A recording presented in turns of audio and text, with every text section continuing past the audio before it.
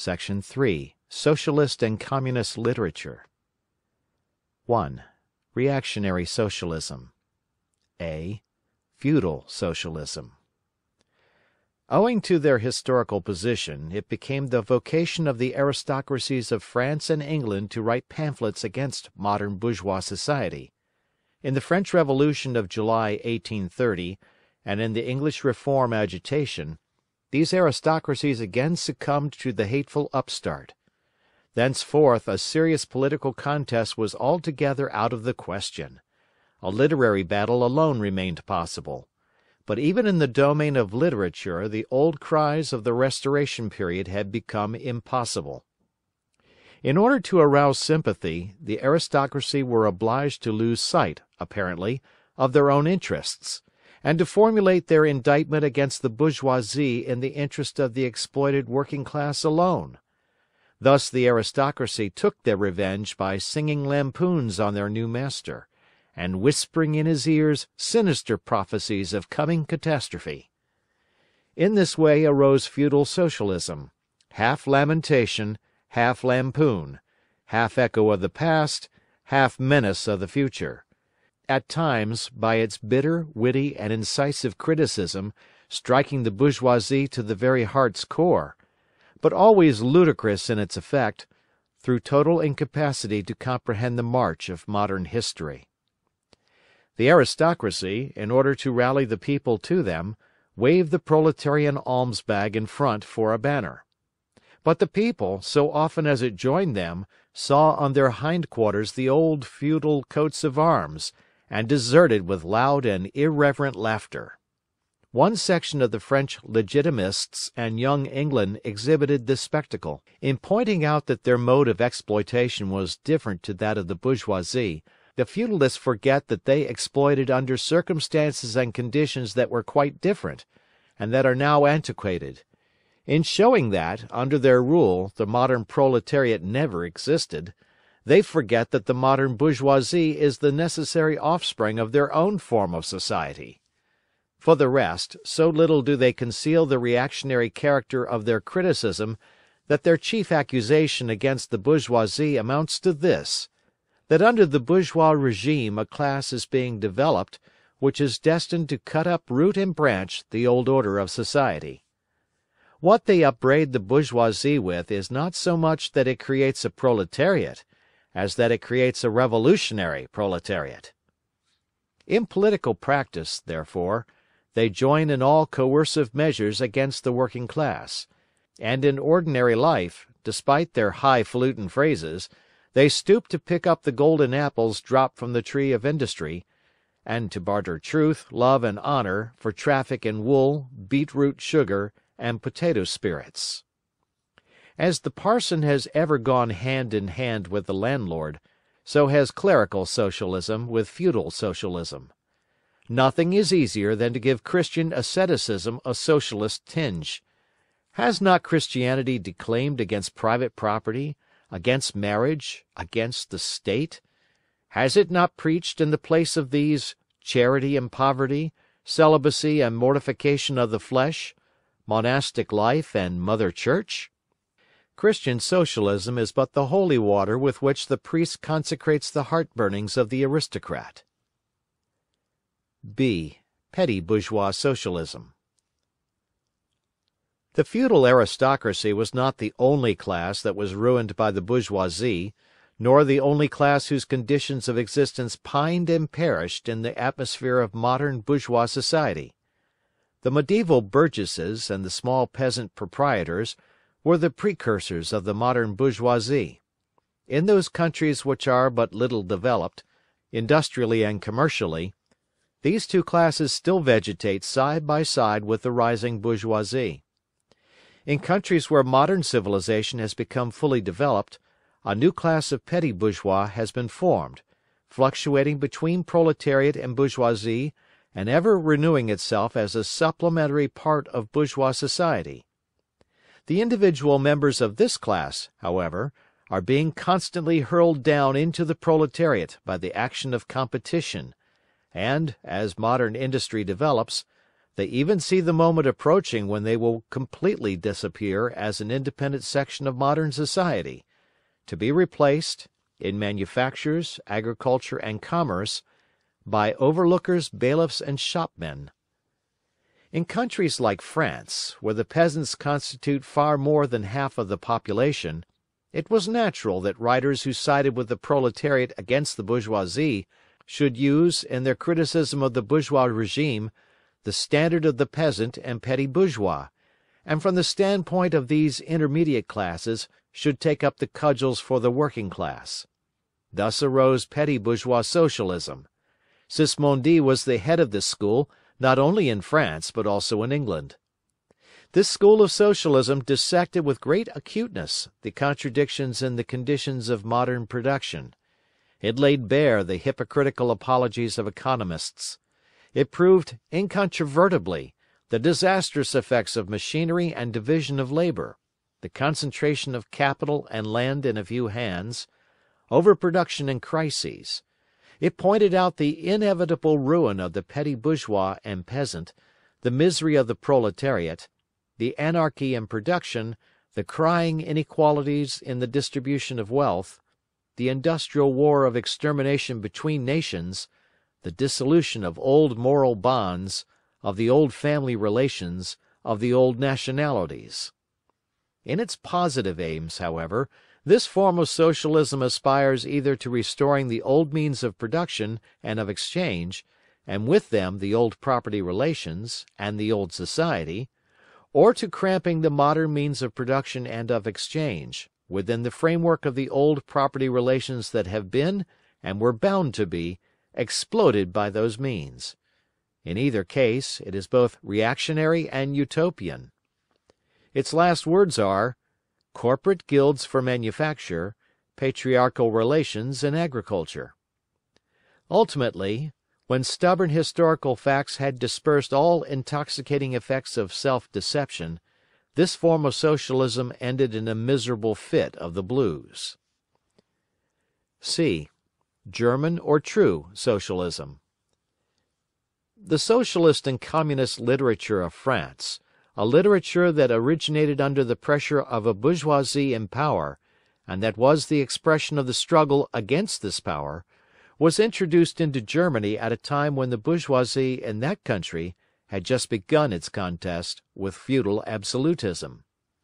German philosophers, would-be philosophers, and beaux esprits eagerly seized on this literature, only forgetting that when these writings immigrated from France into Germany, French social conditions had not immigrated along with them.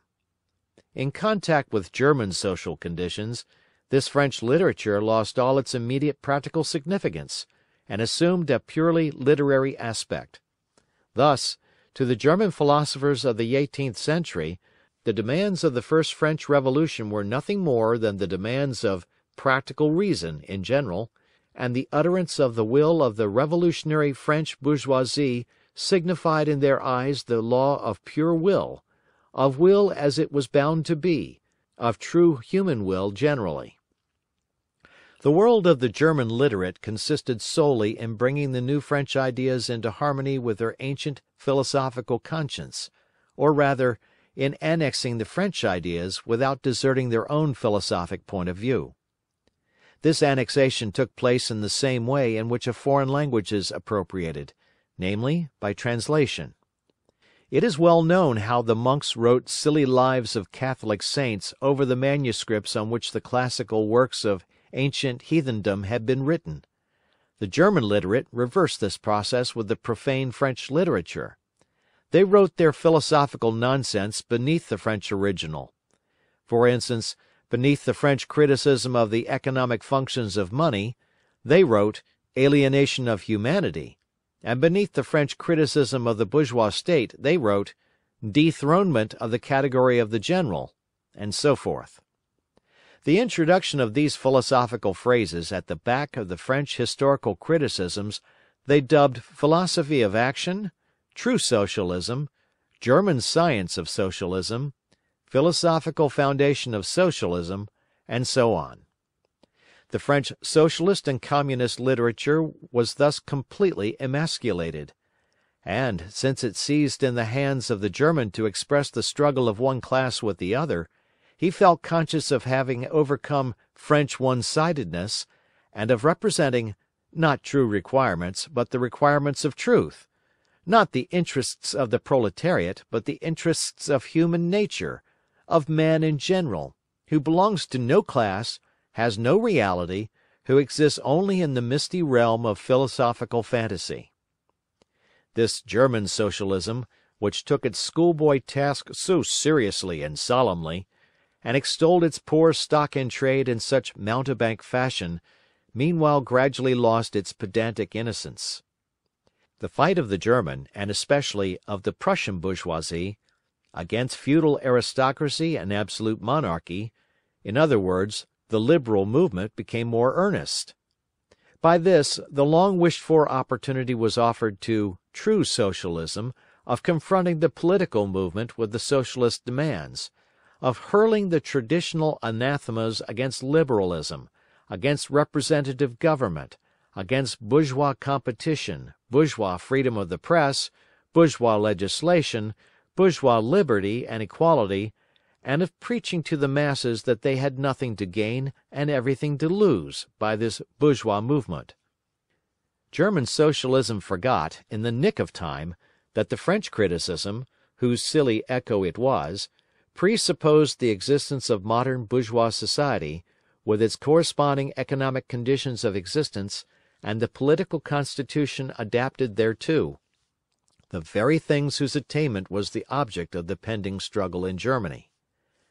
To the absolute governments, with their following of parsons, professors, country squires and officials, it served as a welcome scarecrow against the threatening bourgeoisie. It was a sweet finish after the bitter pills of floggings and bullets with which these same governments, just at that time, closed the German working-class risings. While this true socialism thus served the governments as a weapon for fighting the German bourgeoisie, it, at the same time, directly represented a reactionary interest, the interest of the German Philistines. In Germany the petty bourgeois class, a relic of the 16th century, and since then constantly cropping up again under various forms, is the real social basis of the existing state of things. To preserve this class is to preserve the existing state of things in Germany. The industrial and political supremacy of the bourgeoisie threatens it with certain destruction, on the one hand from the concentration of capital, on the other from the rise of a revolutionary proletariat. True socialism appeared to kill these two birds with one stone. It spread like an epidemic. The robe of speculative cobwebs, embroidered with flowers of rhetoric, steeped in the dew of sickly sentiment, this transcendental robe in which the German socialists wrapped their sorry eternal truths, all skin and bone, served to wonderfully increase the sale of their goods amongst such a public. And on its part, German socialism recognized, more and more, its own calling as the bombastic representative of the petty bourgeois Philistine. It proclaimed the German nation to be the model nation, and the German petty Philistine to be the typical man. To every villainous meanness of this model man it gave a hidden, higher, socialistic interpretation, the exact contrary of its real character. It went to the extreme length of directly opposing the brutally destructive tendency of communism, and of proclaiming its supreme and impartial contempt of all class struggles. With very few exceptions, all the so-called socialist and communist publications that now, 1847, circulate in Germany, belong to the domain of this foul and enervating literature. 2. Conservative or bourgeois socialism. A part of the bourgeoisie is desirous of redressing social grievances in order to secure the continued existence of bourgeois society. To this section belong economists, philanthropists, humanitarians, improvers of the conditions of the working class, organizers of charity, members of societies for the prevention of cruelty to animals, temperance fanatics, hole and corner reformers of every imaginable kind. This form of socialism has, moreover, been worked out into complete systems. We may cite Proudhon's Philosophie de la Misère as an example of this form. The socialistic bourgeois want all the advantages of modern social conditions without the struggles and dangers necessarily resulting therefrom. They desire the existing state of society minus its revolutionary and disintegrating elements. They wish for a bourgeoisie without a proletariat. The bourgeoisie naturally conceives the world in which it is supreme to be the best, and bourgeois socialism develops this comfortable conception into various more or less complete systems. In requiring the proletariat to carry out such a system, and thereby to march straightway into the social New Jerusalem, it but requires in reality that the proletariat should remain within the bounds of existing society, but should cast away all its hateful ideas concerning the bourgeoisie. A second, and more practical, but less systematic, form of this socialism sought to depreciate every revolutionary movement in the eyes of the working class, by showing that no mere political reform, but only a change in the material conditions of existence, in economic relations, could be of any advantage to them.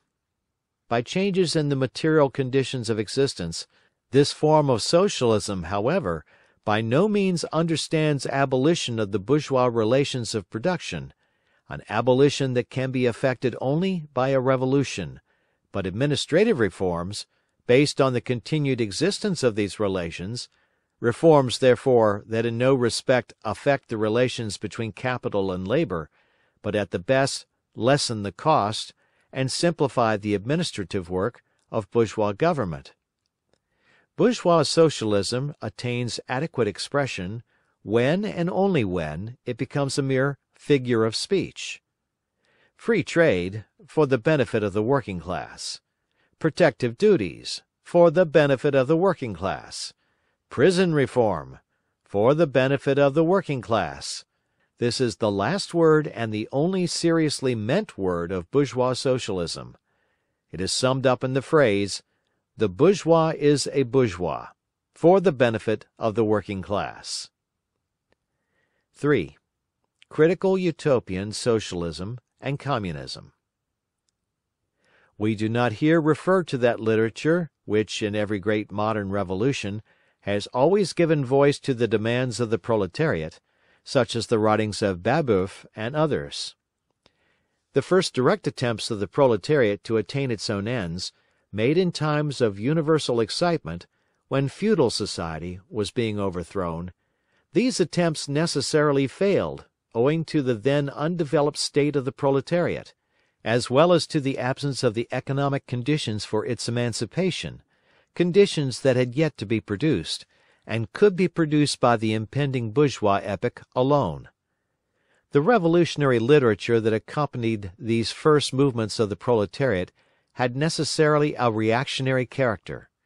It inculcated universal asceticism and social leveling in its crudest form.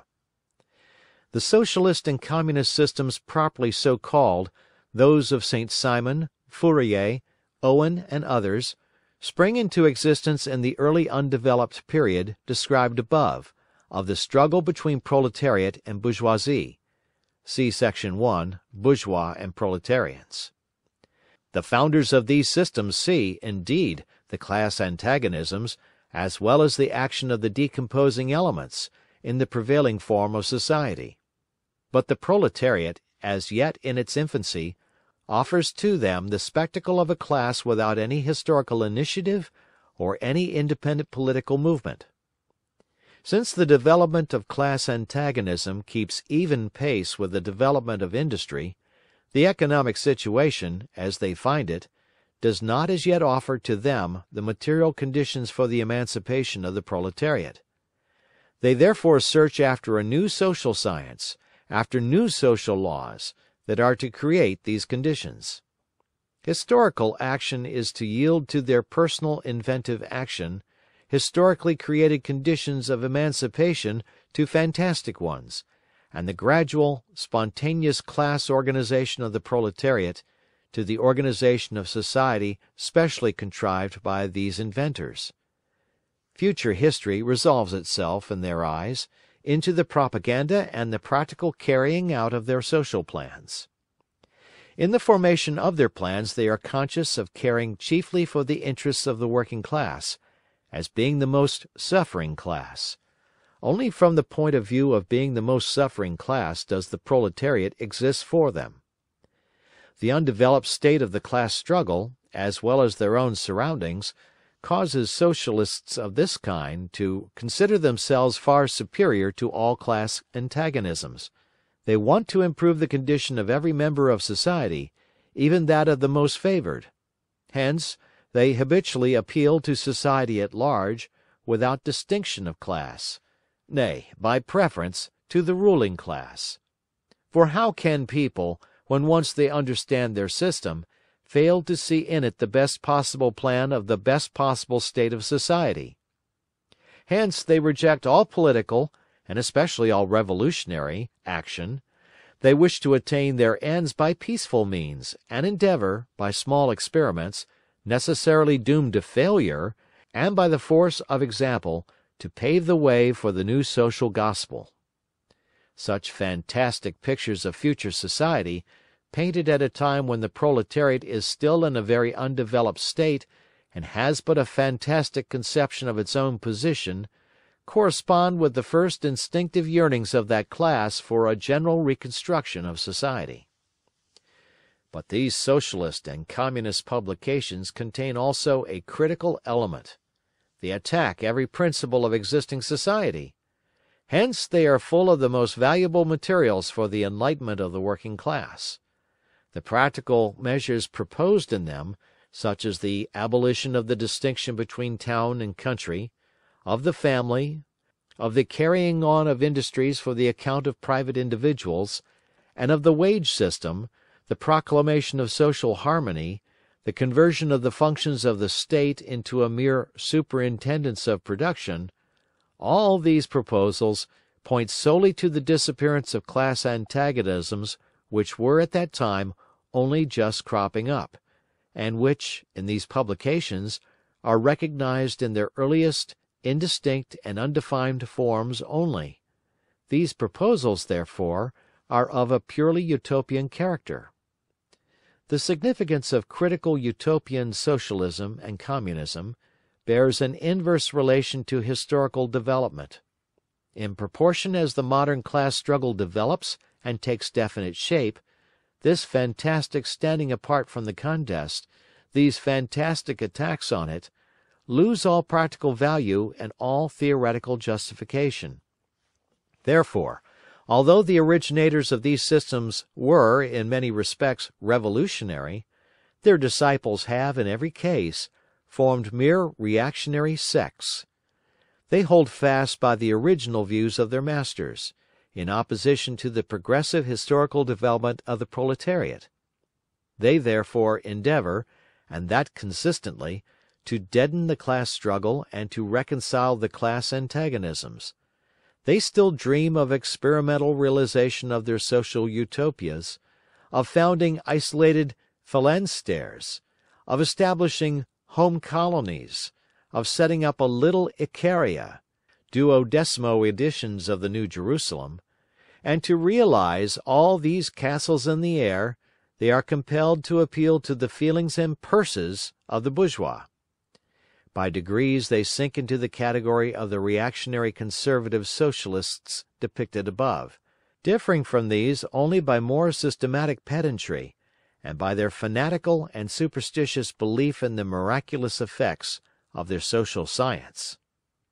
They therefore violently oppose all political action on the part of the working class. Such action, according to them, can only result from blind unbelief in the new gospel. The Owenites in England and the Fourierists in France, respectively, opposed the Chartists and the Reformists. Section 4. Position of the Communists in relation to the various existing opposition parties. Section 2 has made clear the relations of the Communists to the existing working-class parties, such as the Chartists in England and the agrarian reformers in America. The Communists fight for the attainment of the immediate aims, for the enforcement of the momentary interests of the working class. But in the movement of the present, they also represent and take care of the future of that movement. In France, the Communists ally themselves with the Social Democrats, against the conservative and radical bourgeoisie, reserving, however, the right to take up a critical position in regard to phrases and allusions traditionally handed down from the Great Revolution. In Switzerland they support the Radicals, without losing sight of the fact that this party consists of antagonistic elements, partly of democratic socialists, in the French sense, partly of radical bourgeois. In Poland they support the party that insists on an agrarian revolution as the prime condition for national emancipation, that party which fomented the insurrection of Cracow in 1846. In Germany they fight with the bourgeoisie whenever it acts in a revolutionary way, against the absolute monarchy, the feudal squirearchy, and the petty bourgeoisie.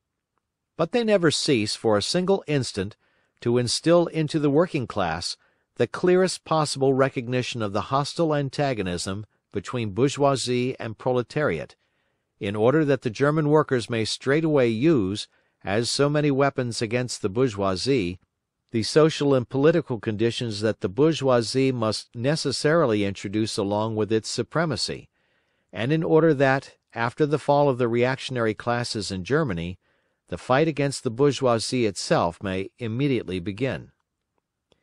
The Communists turn their attention chiefly to Germany, because that country is on the eve of a bourgeois revolution that is bound to be carried out under more advanced conditions of European civilization, and with a much more developed proletariat than that of England was in the 17th and of France in the 18th century, and because the bourgeois revolution in Germany will be but the prelude to an immediately following proletarian revolution.